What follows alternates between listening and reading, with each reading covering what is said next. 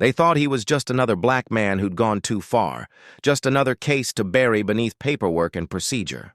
But by the time the courtroom doors closed that morning, they had no idea they were sitting across from the one man who would expose a truth buried deep inside the American justice system itself. Dear viewer, what you are about to witness is inspired by true events. It's not just a story about one man's trial.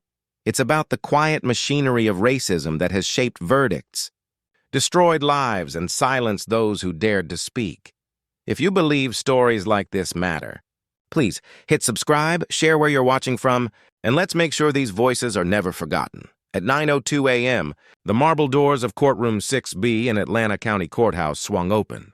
Inside sat a sea of still faces, lawyers whispering, reporters typing, and security guards pretending not to listen. But beneath the surface, something heavier hung in the air, the kind of tension that comes when truth is about to collide with power. At the defense table sat Marcus Hale, a civil rights attorney known for his quiet fire. He wasn't loud, he wasn't flashy, but he was relentless. Every time someone told him, "You can't win against the system," he whispered back, "Then I'll change the system." Across from him sat Judge Clarisse Woodall, a woman who had ruled that courtroom for 22 years with an iron tone and a spotless record, or so everyone thought. But Marcus knew better. He'd seen the pattern: harsher bail for black defendants, fewer accepted appeals, and subtle remarks that told him her bias wasn't an accident. It was a habit, and today, Marcus wasn't just defending a man, he was defending a truth. His client, Darnell Booker, was a 37-year-old warehouse worker, father of two, and a man whose only crime was surviving a traffic stop he was never meant to walk away from. The prosecution claimed Darnell assaulted an officer. The footage they released was edited, carefully. It showed him stepping out of the car, arms raised, then suddenly a struggle. What it didn't show, what someone had deliberately cropped out, was the officer shoving him first, calling him a name no one should hear from a uniform. Marcus had seen too many cases like this. But what made this one different was what Darnell's cousin found: a single flash drive mailed anonymously with a label that said only, "Watch before you lose." That morning, as Marcus organized his notes, his fingers brushed over that flash drive in his briefcase. He didn't know yet. But what it contained would shake more than one courtroom. It would expose an entire network of systemic cover-ups hidden under the name the Horizon Archive. Judge Woodall entered the room. Her heels clicked like a clock counting down. Every head turned. She didn't look at Marcus. She looked through him. "Let's begin," she said sharply. And the war began. Viewers, if you're watching this far, you already know this story isn't just fiction. It's reflection. What's unfolding in this courtroom mirrors what too many families have lived through for decades. So if you stand for truth, pause for a second, hit like, and comment the word justice. Let's show how many of us are still watching, still listening, still demanding better. The prosecutor began his opening. "Ladies and gentlemen, the evidence will show the defendant resisted arrest, endangered officers, and—" Marcus cut in, calmly but firmly. "Objection! Speculation!" Judge Woodall didn't look up. Overruled. It began. The slow suffocation of justice by procedure. Marcus took notes. But what he was really doing was building a map. Every sustained objection, every biased comment, every missing timestamp. It wasn't just about Darnell's freedom anymore. It was about proving that the very structure of the system was bent, and behind her calm expression, Judge Woodall already knew. This time, she wasn't facing another scared defense lawyer. She was facing a storm. Part 2. The Hidden Pattern. The night after the first hearing, Marcus sat alone in his dim office. Rain beat against the window in slow, heavy rhythms, the kind that made the city feel like it was mourning something. The glow from his laptop painted his face pale blue as he replayed the body cam footage for the 12th time. Frame by frame, pause, zoom, reverse, and there, barely visible, for less than a second, a flicker of static. The kind that doesn't belong in a digital recording. Marcus leaned closer. His heart thudded once, hard. He took a deep breath and opened the anonymous flash drive. Inside were 6 folders, each named after different counties. Inside those, hundreds of video clips, all court evidence, all from cases involving black defendants. And each one showed the same glitch, the same flicker. It wasn't a coincidence. It was a system. He scrolled to the last folder labeled Horizon AI. The screen filled with data tables and algorithm logs, timestamps of cases, defendant races, conviction probabilities, and one chilling line of code. Risk bias. True. Marcus froze. The machine was programmed to discriminate. He looked up from the screen and whispered to himself, "They built racism into the system. Every case, every plea, every life, graded, sorted, and destroyed by an algorithm pretending to be fair."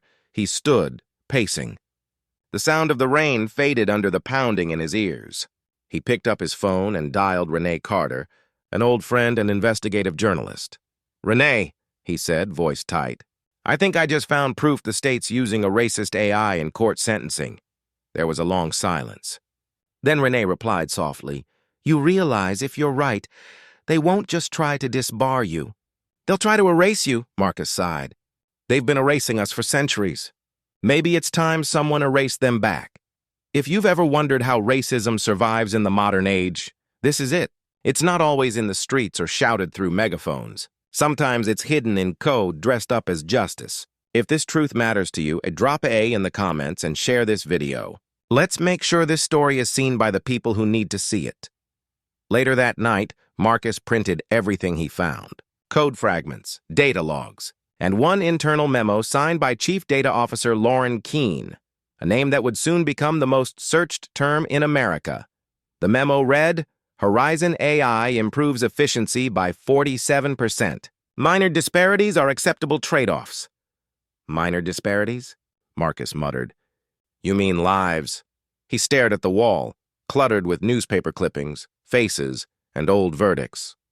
Then his eyes landed on one pinned photo. A boy, no older than 15, sentenced as an adult for stealing a backpack. The case that first made him join law school. It wasn't just a pattern anymore. It was an epidemic. Morning came gray and quiet. Marcus walked into the courthouse with the flash drive hidden inside his inner pocket. Renee followed at a distance, her camera rolling under her coat. Inside, the prosecution smirked. The judge adjusted her glasses. Marcus placed the flash drive on the desk. "Your Honor," he said clearly, "before we continue, I have new evidence. It's about your system." Judge Woodall frowned. "What system, Mr. Hale?" "The one that decides who deserves freedom and who doesn't. The one that's been lying to all of us." The courtroom went silent. Every reporter stopped, typing. Every juror leaned forward. Marcus inserted the flash drive into the courtroom screen. The files loaded, lines of code, timestamps, case numbers, and one by one, the names of hundreds of defendants appeared. A white-hot truth burned through the silence. Outside the courthouse, crowds were gathering. Some shouted for justice, others just stood, stunned, watching history rewrite itself on live television. And in that moment, Marcus knew. There was no turning back now. The footage spread faster than Marcus could imagine. Within 24 hours, the courtroom leak had exploded across social media. Hashtags filled timelines, Horizon AI, justice in code, systemic bias, trending. In every major city, news anchors spoke his name with both admiration and warning.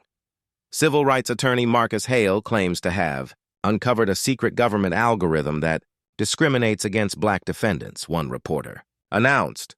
Another added grimly, officials deny all accusations, calling the footage manipulated.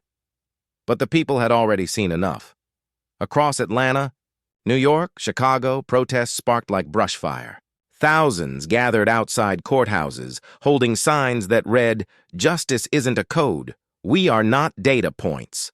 For the first time in decades, America was looking directly at the invisible gears of its own injustice. That night, Marcus sat in his car under a broken streetlight. The city around him roared with chants, but inside the car, silence. His phone buzzed non-stop. Reporters, threats, anonymous numbers, then a message appeared on his screen. You opened the wrong file. No name. No number, just a warning. He exhaled slowly. They're scared, he said under his breath. From the back seat, Renee leaned forward. Scared people do stupid things, Marcus. You need to be careful. He nodded. If I stop now, the truth dies with me, she frowned. And if you keep going, you might die with it. Viewers, imagine risking your life just to prove that a system built to protect you was built to destroy you. That's where Marcus stands right now. If you believe the truth should never cost a man his freedom or his life, then hit like, comment, truth will win, and let's stand with him. Because silence is how injustice survives. 2 days later, a black sedan followed Marcus home. A van parked outside his office for hours. And the next morning, his apartment door had been forced open. Nothing was stolen, except his laptop. Renee was the first to arrive. They're deleting the data, she whispered, scanning the empty desk. Every trace of the Horizon archive will be gone in days, Marcus clenched his fists. Then we don't hide anymore. We go public, fully. He called a press conference on the courthouse steps. Reporters swarmed, microphones out, cameras live. Marcus stood behind the podium, rain slicking his hair, his voice steady but burning with conviction. For decades, we've been told that justice is blind. But I've seen what justice looks like when she opens her eyes, and she's terrified of what she sees. The system isn't broken by accident.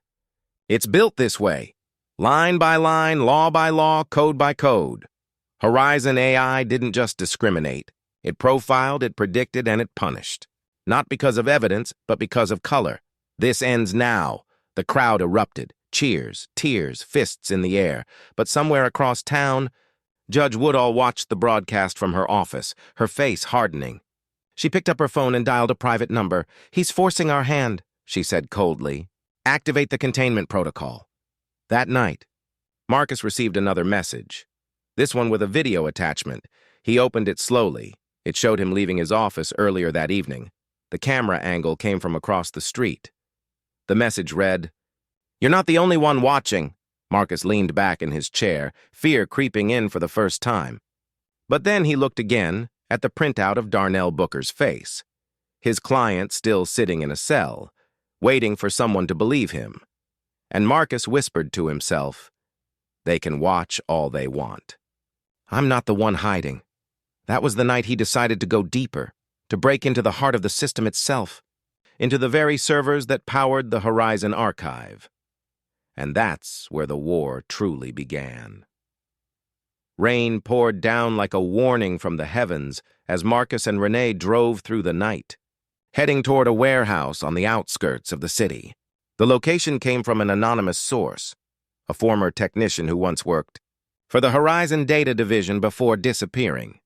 Air inside the car was thick with tension. Renee watched the dark road ahead and whispered, If this is a setup, we're walking straight into it. Marcus didn't look away from the windshield. If it's real, we're walking straight into history.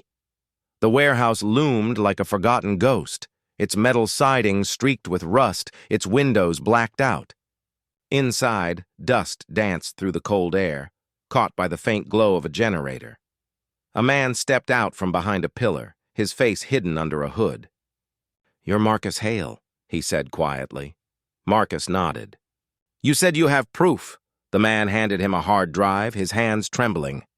It's all here, backups of Horizon's core server. Every modification, every access log, every time a judge or prosecutor tampered with a case score. Renee stepped closer. Who's behind it? The man's eyes darted to the door. Not who. How many? Judges, law firms, even federal contractors. Horizon wasn't just an algorithm. It was a contract designed to predict who would reoffend, but they used it to justify sentencing. Marcus frowned. They automated bias, the man nodded, and sold it to every state that would pay. Suddenly, headlights flashed through the cracks in the wall. Engines roared outside. The man backed away. They found me, Before Marcus could speak, the man dropped the hard drive into his hands and ran toward the back exit. Gunshots echoed through the rain. Renee gasped. "Marcus, move!" he shouted, grabbing her hand. They bolted through a side door, tires screeching outside, shouts cutting through the storm. They dove into their car, the hard drive clutched tight. As they sped away, Renee whispered shakily, "He's gone." Marcus's voice was cold and steady. "Then his truth won't be. Viewers, the man in that warehouse never made it out. His name will never trend, his face will never appear on TV, but his courage just changed everything. If you believe whistleblowers deserve protection, not punishment, comment 'We see you' and share this story."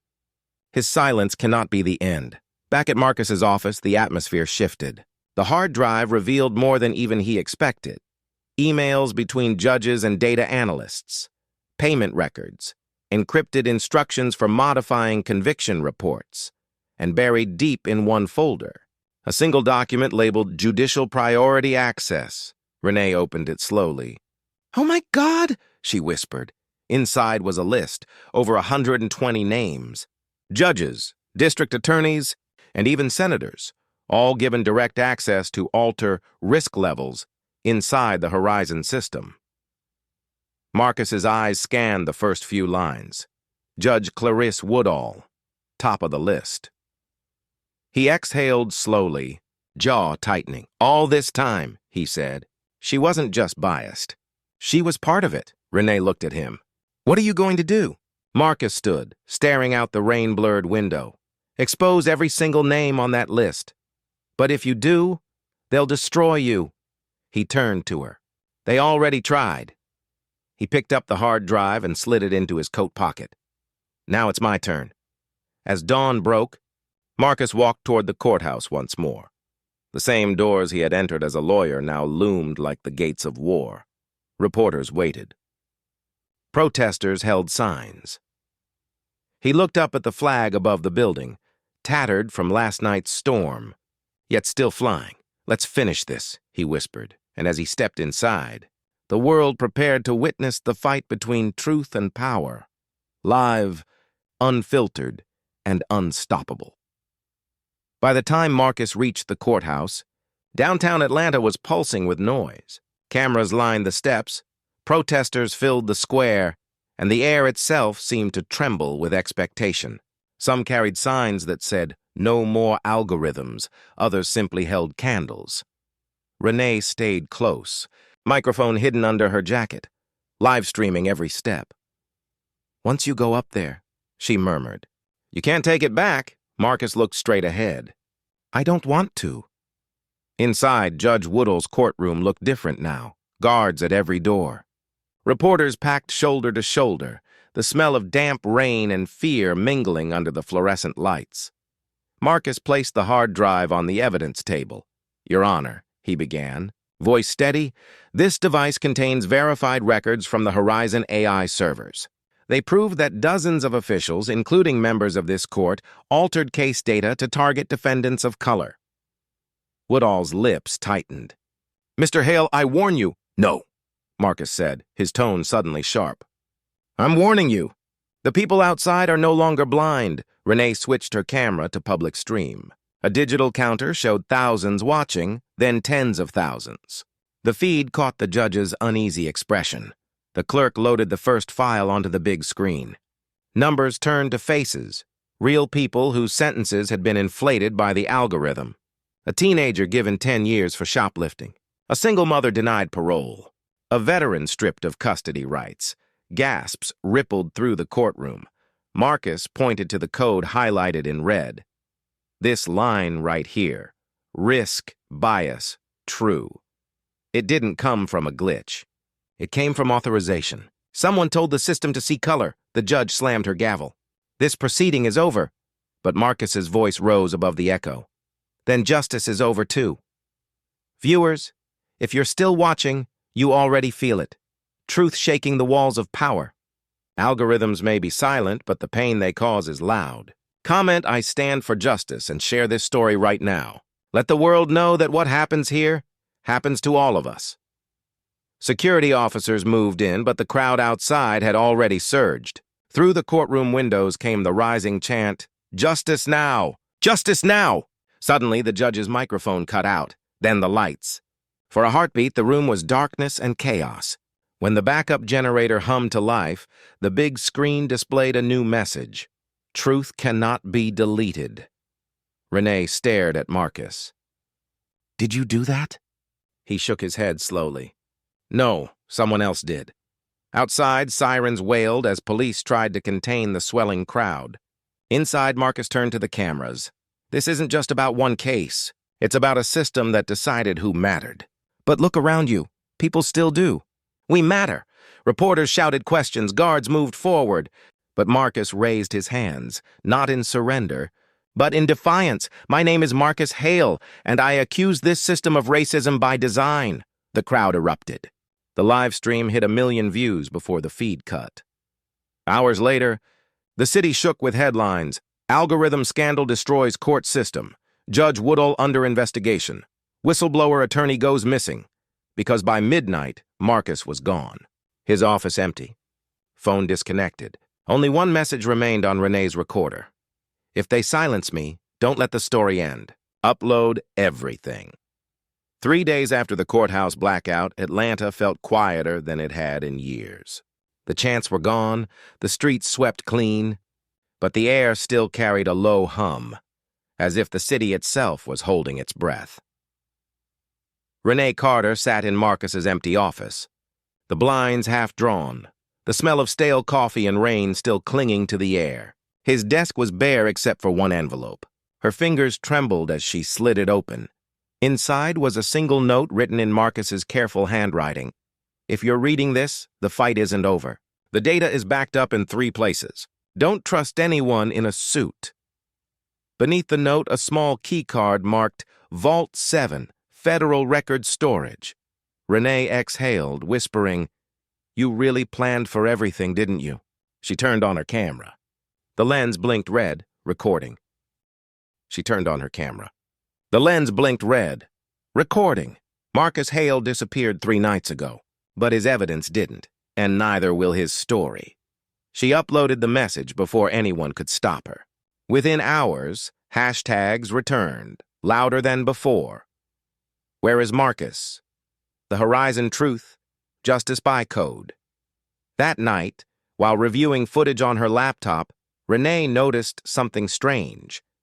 A shadow crossing the street near Marcus's car, the same sedan that had followed them before. Her pulse quickened. She rewound, zoomed, enhanced. The license plate was government issue. She leaned back, realization hitting like ice. "They didn't silence him to hide the crime," she murmured. "They silenced him to hide who built it." At dawn, Renee drove to the Federal Records Depot, a fortress of concrete and glass on the city's edge. She used the key card. The security gate buzzed open. Inside, rows of servers hummed like sleeping beasts.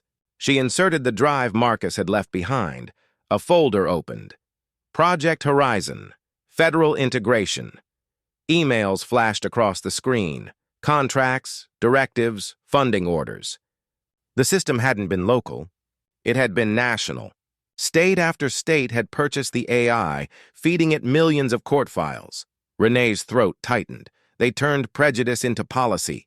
She began copying everything, but alarms blared before she reached 50%. Red lights spun. Security boots echoed down the hall. Renee yanked the flash drive and sprinted toward the emergency exit. A guard shouted. She ducked under the gate, scraping her shoulder, clutching the drive like a heartbeat. Sirens wailed behind her as she vanished into the morning fog. That evening, safe in a motel outside the city, she opened her laptop again. Her reflection stared back from the dark screen. Tired, bruised, but alive. She pressed record. Marcus believed the system could be changed. He believed the truth could outlive him. "I have his files now. I'm giving them to the world." She uploaded the archive to open-source servers, encrypted but accessible. Within minutes, data flooded across networks, emails, algorithms, financial trails. The Horizon archive was no longer hidden.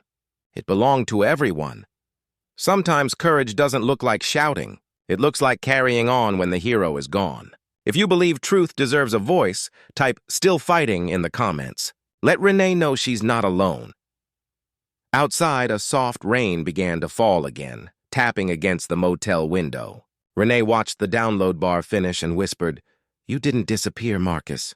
You became the storm." The screen glowed white, reflecting her tired smile as the world finally began to read the files that could rewrite justice forever. By dawn, the world had changed. The files were everywhere, on social media, news channels, university servers, even encrypted message boards. Within 12 hours, the Horizon Archive was the most searched phrase in America. Every document was traceable. Every decision, every biased line of code, every message signed by officials who swore equality, all exposed. Names of judges, corporate donors, and politicians scrolled across millions of screens like confessions no one could erase. And at the center of it all stood one woman, Renee Carter. CNN called her a hero. Others called her a traitor, but she didn't care. She sat quietly in a friend's basement, laptop open, watching as the world began to wake up. One clip went viral. A reporter reading an email aloud. "The system must be adjusted to reduce minority approval rates by 15%. The crowd outside the courthouse gasped. Then silence. Then rage. People filled the streets carrying signs, "Code is not blind. Justice is human. Marcus was right." Across the nation, investigations exploded. The Attorney General announced an emergency review of all algorithmic systems used in sentencing. A senator resigned on live TV. 2 major corporations were subpoenaed. The storm Marcus had started was now unstoppable. Renee barely slept. Her phone buzzed constantly with calls from activists, journalists, even victims of the algorithm. One voice message from an older man made her cry, "My grandson's record was cleared today. I just wanted to say, thank you. You gave him his life back." Weeks passed. The White House released a statement. For the first time, the government admitted that technology built to streamline justice had, in fact, institutionalized bias on a national scale. They named the reform initiative after Marcus Hale, the Hale Act, Federal Fair Algorithm Standardization Law. It was the justice he never lived to see. But his dream finally had a name. At a televised hearing, Renee stood before Congress. Cameras flashed as she spoke. Prejudice hides in systems because we forget to look for it. But every code, every number, every line was written by a human hand. And humans can choose to do better. Her words echoed across the room. Not as an accusation, but as an invitation. History doesn't change because of data. It changes because someone dared to care. If this story moved you, share it. Someone you know might need to remember that silence helps the system, but truth saves lives. That night, standing by the memorial built in Marcus's name, Renee looked out at the crowd, thousands of candles flickering in the dark. People of every color standing side by side. "You didn't die for nothing," she whispered. "You made us see." The wind carried her words upward, scattering the candlelight across the square like tiny constellations. In that moment, it wasn't just a protest, it was a promise. 10 years later, the city had changed, not perfectly, but enough that people could feel it in the air. Where police sirens once echoed every night, there were now murals of unity. One wall near the old courthouse read in bold paint, "Truth doesn't die. It multiplies." Children played beneath it, their laughter cutting through the city's usual noise. The courthouse itself had been turned into the Hale Center for Justice and Technology, the first institution in the nation dedicated to auditing racial bias in data systems. Inside the lobby stood a bronze statue of Marcus Hale, seated calm, holding a tablet, not as a symbol of rebellion, but as a teacher of truth. Renee Carter, older now, walked slowly past the memorial. Her hair had silver strands, her voice softer, but her eyes, still sharp, still searching. She paused before the statue and smiled. "Hey, old friend." They finally listened. For a moment, she could almost hear him laugh. That same quiet chuckle that once filled their office. The one that said, "We'll get there, even if it kills me." Outside, students gathered for a field trip. One young boy pointed at the mural. "Miss Carter, who was Marcus Hale?" Renee knelt beside him. He was someone who believed the truth could fight harder than hate. He proved it. The boy nodded, as if memorizing the name forever. Then he asked, "And what about you?" Renee smiled. "I just made sure no one forgot him." That night, she returned home and opened her old laptop. The login screen still showed Marcus's initials, MH. She tapped Enter, and a folder appeared. Legacy inside were archived videos, notes, and the last line Marcus ever wrote before he vanished. "If they ever ask why I fought, tell them I saw the world not as it was, but as it could be." Renee whispered through tears, "You were right, Marcus." "We're getting closer." She clicked upload one last time, releasing a remastered documentary titled The Horizon Archive 10 Years Later. Within hours, it spread globally, translated into dozens of languages, studied in universities, watched by millions. The story that began with silence had become a movement that spoke for generations. This isn't just a story about Marcus or Renee.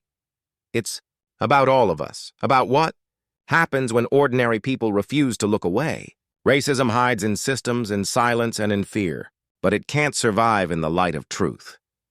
If you believe the fight for equality never ends, share this story and subscribe to my channel, Our Differences Comment, Justice Lives, to stand with every voice that was once ignored. Because history doesn't belong to those who stayed quiet.